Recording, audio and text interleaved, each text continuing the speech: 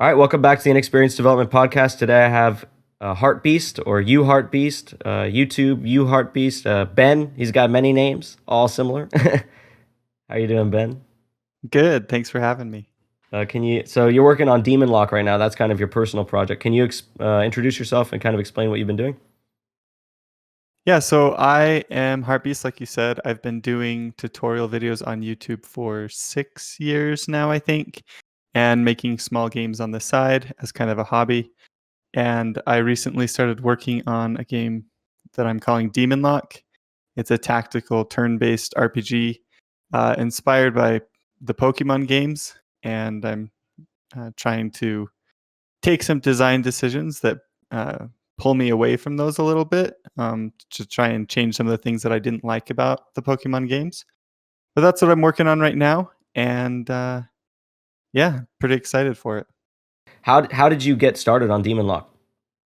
Yeah, so my brother and I were just walking around one day having a conversation, and I'd always wanted to make a Pokemon game, and we were like, okay, let's make a Pokemon game, but like change two things. Like let's straight up copy Pokemon. That was our original idea, just as kind of like a joke, and see what we could do in a very short amount of time, like 2 months, both working on it together. And so we did that, and we made the Demonlocke Alpha, which was very similar to Pokemon. If you go play that, and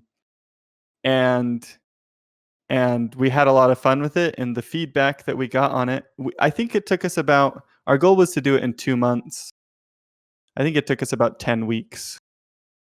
So a little longer than 2 months, but I was pretty happy that we were able to get that much done in such a short amount of time. I mean, it has a full soundtrack and stuff. That's pretty cool. And so, yeah, that's kind of how it got started. But the feedback that people gave, they were pretty excited about it. They liked the fast-paced battles, the animations that we'd done. You know, we kept getting jokes from people saying it took Pokemon years to add animations. You guys did it in 10 weeks. Of course, it's not a fair comparison, but you know, people did enjoy the experience that we made, and I think there was something there that was kind of special. So we're trying to keep that original core that was good about the alpha, and then improve it and change it so it's not so similar to Pokemon. Right. So when it comes to roles, right, you did it with your brother, so it's basically a team at that point. How did you kind of segment and divide up who does what? That's a really good question. My brother is pretty experienced with composing music, and he did the soundtrack. Outside of that, he doesn't have a lot of experience with game development, so we had to kind of try and give him roles that he would have to learn. And I have experience with the programming and doing the artwork and game design. He has some experience with game design as well.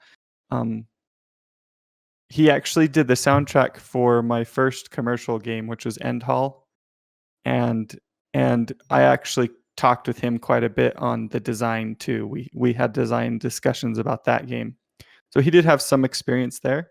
So he was able to support me and help me in that area. We kind of assigned him to do marketing stuff and also project management. So he managed the Trello board and tried to organize things there and figure out a good way to do that. I think that fit his personality pretty well. He's kind of a orderly person, likes to be organized, and so he kind of took on that role. I think, and it worked out pretty well. He still obviously was learning and you know, was new to it, but you know, that was fine. It was still extremely helpful to have another person working with me and helping me on the game, as opposed to just doing it by myself, which is what I was used to. And so you make all the art for all your games? Yes. Yes, I do. That's pretty cool. I do enjoy pixel art quite a bit, and it's probably one of my favorite forms of art. I don't know what my original, I like I said, I was an artist by nature. I did a lot of art in high school and stuff, and since I started making games, I sort of transitioned into pixel art, and I don't really draw a lot outside of doing pixel art anymore, but I do enjoy it a lot. It's kind of like painting without the mess. That's Yeah, what it feels like to me. definitely. And some of the ones that you make, like I saw some of those trees and everything, the shading on those is pretty great. And so what I'm wondering is, did you like find a tutor or a tutorial in order to start it, or you kind of just like winged it? For pixel art, I would say I've seen some tutorials and stuff over the years, but I think most of it was just kind of winging it. Since I already had the basic foundation of, lighting and shapes and values and edges and colors from my experience doing art outside of pixel art, I was able to kind of figure out how to transition to pixel art. There was definitely some differences that I had to get used to, but I feel like I just sort of felt my way through it until I figured it out. Like if you look at some of my original pixel art, it was really terrible. Uh, and just over the years, I've kind of figured out what I liked about stuff. And I did look at a lot of really good pixel art and go, how did they do this? How did they make this better than what I had? And use that to try and learn from. So would you like reconstruct it, kind of like look at a picture side by side and kind of try to draw it yourself? No, I didn't necessarily reconstruct other pieces of pixel art. Just be like, okay, well, let's see this eye that they did. How did they do that? And or this. I guess maybe I did. I did kind of reconstruct stuff. Now that I think about it, there were times where I'd look at something online that somebody else did, and be like, how did they do this particular spot? And how can I do something similar and make it work? Right. Right. Yes, because that sounds, honestly, that sounds like a pretty good method to go about learning it. Would you recommend people learn kind of like what you said, the fundamentals of art, lighting and shading prior to doing pixel art, or do you think just diving straight in? I personally think it's really important to learn the fundamentals first, because a lot of the time it's not only important to learn the fundamentals, but I think it's important to practice them. Uh, a lot of the time, they'll start working on a piece of pixel art, right, and they'll spend 4 hours on this piece, and it'll be like a 128 by 128, like a massive pixel art piece that they're working on. They'll put all this detail and work into it. And in my opinion, if you're doing that to like create a piece of art that you want to share with somebody, that's good. But if you're trying to learn and practice, then I think that's bad. Um, I think the approach that you take when you're learning and the approach that you take when you're creating is slightly different. It's similar to like learning on the piano, right? Uh, People who are learning to play the piano, they do a lot of scales. You're not going to go perform your scales for somebody else, Right. right? That's not what you're doing. You're doing the scales to warm up your fingers, to get them used to the different key positions and key signatures, I mean.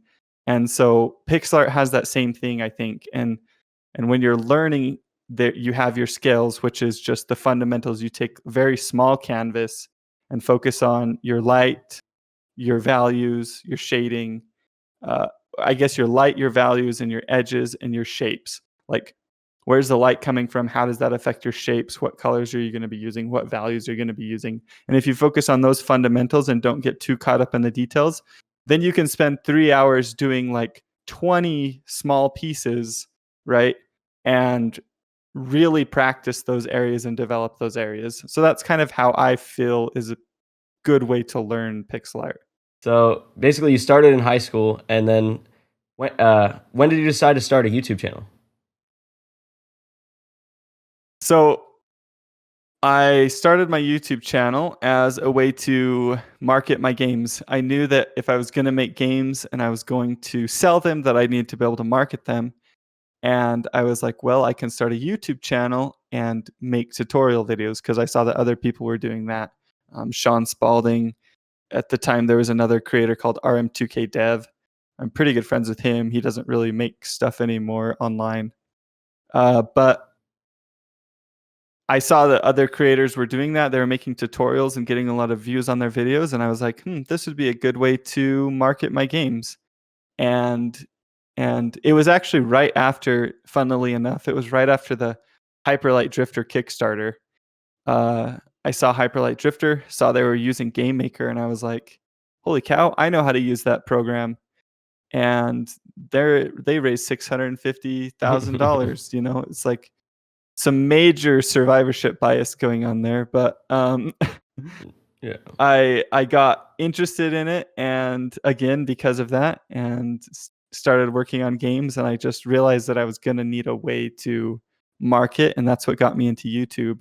And YouTube was surprisingly really enjoyable for me. Like making tutorial videos, that's part of why I didn't really make any games for the first little while. Like the first commercial game I made some free games on the side, obviously, but the first commercial game I made was End Hall, and I released that like a couple years ago. So I just didn't really actually make any games because I was just enjoying making tutorials and teaching people so much, and that's where the money was coming from. I had my courses, and that was supporting me financially, and I was like, well, I'm just going to keep doing this. I like it. But then I kind of hit a point where I was like, okay, I actually still want to make games too. Right. So now I'm trying to kind of find the balance there. I feel like my story is similar to yours. Of course, I'm 5 years, 6 years behind you, but I was seeing like, okay, how can I make games and then get an audience? And it looked like tutorials were the way to go. But I also hit my tutorial burnout phase. I feel like a little faster than you. If I'm gonna be honest, it was like I felt like that urge to make games so much that I was just stuck like I gave myself kind of a schedule where I'd be like, okay, this week I'm gonna do this week I'm gonna do this week I'm gonna do this, and it just kind of became like, this week I'm gonna make a tutorial, this week I'm gonna make a tutorial, this week I'm gonna make a tutorial. When do I make a game? And Yeah. I guess that you can call that imposter syndrome to an extent. Like, yeah, I mean, you're providing value with tutorials, but if I were to make a game, like how far would I really get making like my own game? That's not just a bunch of like studying. I mean, I guess it is making your own game in a way, but to me, I felt like, I don't know, I have this gnawing feeling in the back of my head that I just got to start making games. Yeah, when you put something out there online and it's meant to be like you're telling people that they can learn from it, then you're a little bit more self-conscious, and people will point out the flaws in your tutorials and be like, look, you should have done this way, and that's a good thing. I think it's good that we're all learning, but there's kind of like this expectation around tutorials where it's like, well, how can you tell me how to make games if you don't actually make games, if you just make tutorials, Right. And and yeah. Go ahead. that kind of feeling can come up, and I think I'm past that, but I definitely have felt that. Not completely past it. I think sometimes it still comes up, but for most of the time, I realize that my tutorial videos on YouTube are, like, they're a learning experience for me as much as they are for other people too. And as I learn, we're learning together, essentially. If somebody tells me, oh, you didn't do that right, we can do it this way, then in my next video I can be like, hey guys, look, we did this wrong. I can heart their comment, so that other people will see it in the previous video, and then in the next video I can be like, hey, so and so pointed out that there's this much better way to do this, and this is why. And we can kind of learn together as a community. And when I started adopting that kind of mentality, that was helpful to me. Kind of moving back onto your game, Demonlocke, and balancing it with your YouTube channel. How much time would you say you spend on the actual game itself during the week? It varies from week to week, obviously. Like the last little while, I've been focusing on a new YouTube series, so the amount of time I've been working on Demonlocke has gone way down. Whereas before, I was doing probably like 4 days a week on Demonlocke, 1 day a week on YouTube, and obviously, with my courses, I do basically daily Discord support where I answer questions in my Discord for courses. But since I'm doing it every day, it's not too hard to keep up on that, and I have other students who help answer questions as well that I really appreciate. That helps a lot. But yeah, like, I think my ideal balance would be 4 days a week working on the game, 1 day a week working on YouTube course maintenance and stuff like that while doing Discord support throughout the week. That would be kind of like my ideal balance. But How many hours do you do? sometimes sorry, what? How many hours per day? I usually get about 8 hours in a day. I mean, this is my full-time job, so I don't track my hours, but it's Right. usually about normal. I get up, I start working around 8 and then get off around 5. I come out for little breaks in between to get food and stuff, but it's usually pretty consistent 8-hour work days. I saw your video on kind of how to overcome that dread, I guess what you call it, to go to work or on the game. Yeah, like when you're just not motivated, you don't want to work. Yeah, on something. the habit, forming the habit of really anything that has to do with I think I've seen a similar concept of you don't want to go outside for a walk or a run, then just go outside for 2 minutes. Anyone can do anything for 2 minutes. It's kind of a similar concept that you have there. Mm-hmm. Yeah, reinforcing the habit. I've come up with this theory that is what I call the minimum amount of conscious effort, which is in any task there's a portion of effort that you can do non-consciously. You don't even have to think about it, right? You just do it automatically. And when you're trying to develop a skill and a habit, you want to do the minimum amount of conscious effort, which is just like what is enough that pushes me just enough to stay challenged so I don't get bored, but not so much that I get overwhelmed with everything that I'm trying to do. And I think most people push themselves too much. They're like, oh, this year I want to lose weight, so I'm going to start jogging 2 miles every day. And they haven't jogged in years consistently. Right. And their first goal is to jog 2 miles every day, and they burn themselves out. Like I started jogging in October, I think, or August, somewhere around there, September, somewhere around in there. And, I went down there and I didn't push myself at all. Like I was just like, I'm just forming the habit. I'm not even gonna, because the minimum amount of conscious effort at that point was actually just getting on the treadmill every day. That took conscious effort, right? And so as long as I was reinforcing that, but then at some point that becomes non-conscious. All of a sudden you realize you're just getting on the treadmill every day without thinking about it. And that's the point where you start to add a little bit, So if you don't push yourself too much, if you just establish it, then eventually it's going to become a habit, and it's going to become the easiest route is actually, you're kind of like making a groove down the hill as water. And the easiest route is going to become getting on the treadmill every day. And once that becomes easy, you don't have to think about it anymore. Then you start pushing yourself a little bit more. And so you're always focusing on what's the minimum amount of conscious effort. You want to make it the minimum. It still has to be conscious. You still have to push yourself, but it's just the minimum. Right. And I think a lot of times the minimum, at least at the start of things, is literally that I don't want to do it, but I have to do it. I'm going to do it. That's it. It is. Yeah, that is the minimum. When you're working on a game, the minimum is I don't want to work on my game today. I just don't feel like working on it. And in that moment, you have to realize that, okay, well, even if I just open up the project and run it, which is what I talked about in my tweet thread, right?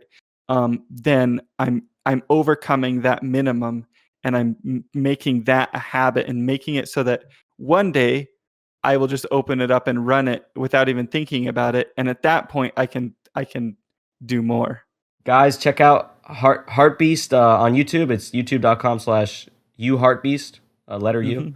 And he's got Demonlocke in progress. I'm sure the alpha's out there. Another alpha is scheduled to come out in the next couple months, right? Yep. And we'll see. I don't have an exact date for that yet. Right. Anything else you'd like to say? No, thanks for having me. It's been a really fun podcast. It's been good questions and made me think about some things, and I enjoyed it. Thanks for having me. Thanks for coming on, man. It was awesome.